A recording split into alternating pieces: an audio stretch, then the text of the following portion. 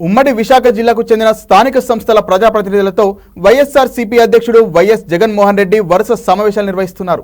ఈ క్రమంలో అనకాపల్లి, చోడవరం అసెంబ్లీ నియోజకవర్గాల ప్రజాప్రతినిధులతో భేటీ అయ్యారు. ఈ సందర్భంగా జగన్ మాట్లాడుతూ చంద్రబాబు ప్రజలకు ఆశ చూపారని, చివరకు ఆయన ప్రజలన్నీ మోసం చేస్తున్నారంటూ మండిపడ్డారు.